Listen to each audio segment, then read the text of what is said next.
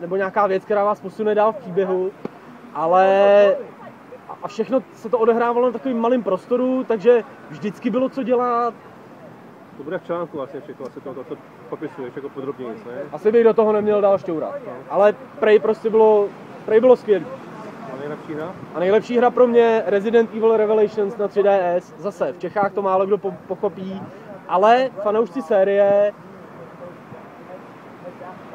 budou rádi, že se Resident Evil vrací prostě ke kořenům. Že Resident Evil nebude tak akční. Zase, máme o tom článek, já jsem si myslel, že to bude 1-2 odstavce, nakonec jsem se rozepsal na 5. Všechny ty důvody uslyšíte, ale Resident Evil na 3DS prostě pro mě to bylo fakt super. Co byly tvoje nejlepší hry? Třetí? Tak já jsem vlastně ptal do live blogu, jestli se to přečetl někdo. Pro mě byla asi třetí nejlepší hrou Mass Effect 3. Vlastně byla to první prezentace živá, když neklapla ta minulá EA předváděčka v Londýně. A ta hra je prostě epická, opravdu, jo. Jako ono se z toho stává taková fráze, že slovo epic se používá prostě v nějakých případech, kdy jakoby to vůbec není vůbec adekvátní. A tady ty mise, které tam jsou a které si jako prožijete, tak to opravdu je epický. Jo. Asi jste viděli tu konferenci Microsoftu, kde to všechno bylo vidět a ty další předvedení mise ze začátku hry, jak tam útočí vlastně ty cizáci z války světů na město, to bylo opravdu dobrý. No. Bylo. To, jestli jste viděl, tak město určitě já jsem to viděl, nebyl jsem na předváděčce, docela mě to mrzí, hrál jsem Mass Effect 1, na 2 jsem se ještě nedostal, ale plánuju to, takže sledoval jsem to taky dobře, nebo pečlivě. Druhá nejlepší hra? Druhá nejlepší hra byla určitě Aliens Colonial Marines. Nejenom tím, že Randy Pitchford z Gearboxu byl určitě sympatický chlapík a dal se s ním normálně pokecat, nehrál si opravdu na něco, jako co není. Byl takový opravdu kontakt s publikem tam byl, ale hlavně ten engine, jo, to prostě jsem ještě neviděl v žádný hře, ani na E3, ani dřív. To nasvícení, to prostě opravdu vezme dech a ta atmosféra to by úplně dejchne, jo. Stejně tak ty vetřelci, kteří tam nabíhají ze všech stran na tebe, to prostě vyvolá takový chaos v tu chvíli, že opravdu máš pocit, že se jako bojíš opravdu, že tam skončíš, no. A nejlepší hrou pro mě byl určitě Tomb Raider, jo. Já sice nejsem nějaký fanoušek Tomb Raideru, ale tohle, co předvedl Crystal Dynamics a Eidos na tom stánku v té prezentaci, to bylo jako úchvatný, jo. Tam nebylo žádná chyba v té hře, nebo tam se vlastně nedalo té hře nic vytknout. A to je docela překvapení, protože poslední Tomb Raideri, jak to myslíš, to jedno, byli takový furt stejný, nemělo to moc úspěch. Tady jsou takový jako několik věcí, které tam jsou důležité.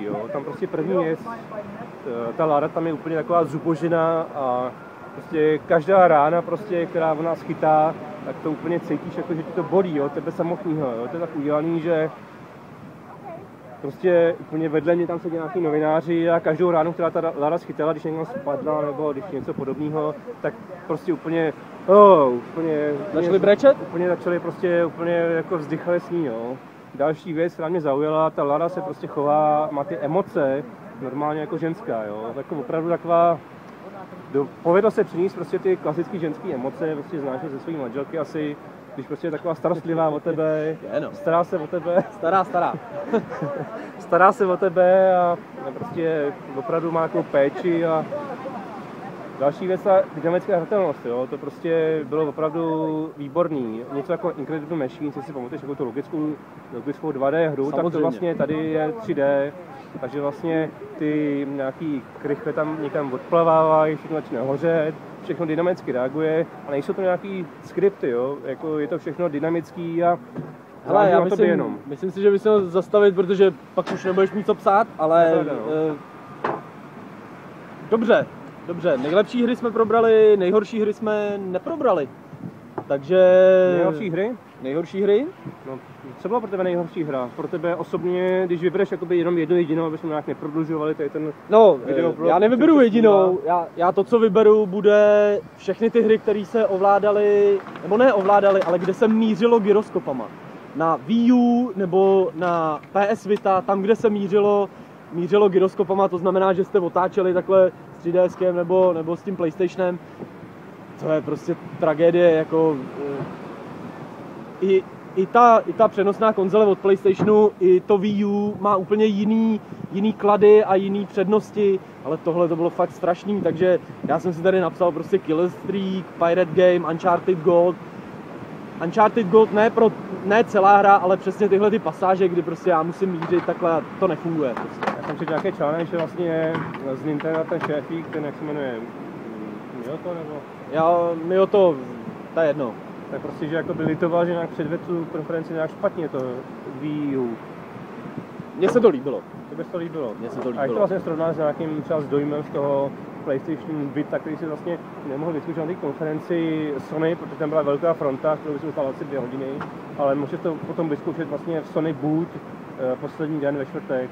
Jak vám tady zapůsobilo nějaký Uncharted v ruce, prostě, když to hrál? Co bylo tam dobrý, nebo jako stručně ještě vezmeš nám, když já jsem napsal článek, možná už jste to četli. Nečetli. Dobře. Grafika a to ovládání. Skvělý ovládání, hlavně skvělá kombinace všech těch ovládání. Víc nemusím říct, protože jako to mě odpálilo. Opravdu JD mě považuje za fanboje Nintendo. Možná to tak trošku je, ale prostě tohle mě fakt odpálilo. Fakt to fungovalo dobře. Nejsem. Jsem fanoušek všech dobrých her. A když se srovnáš s nějakým třeba, ty jsi vlastně neviděl tu konferenci Microsoftu, jo? Ale jako, takže Vita je pro tebe hlavní věc na E3? Rozumím tomu správně? Předtím toho Wii U? Ne, to ne, ale neříkáš jenom hodně Conquest sponzoruje naší tady výpravu. Ne, to neříkám. Já jsem řekl, co pro mě byly nejlepší věci, nejlepší hry. Jestli myslíš jako hardware, já bych to nazval remízou prostě mezi PlayStationem a Nintendo. Mě potěšili EA, který to měli jednak teda skvěle zvládnutý oproti ostatním, tam prostě člověk dostal badge, VIP a dostal se kam potřeboval, jinde to fungovalo na maily a strašný prostě. A hostesky, ty tam byly slušný, A co pro tebe stánek? Jaký byl nejlepší? Ty jsi to docela užíval? Tak pro mě byl docela dobrý stánek Ubisoftu, tam vlastně si člověk mohl prostě sednout a psát tam třeba 3 hodiny nějaký články.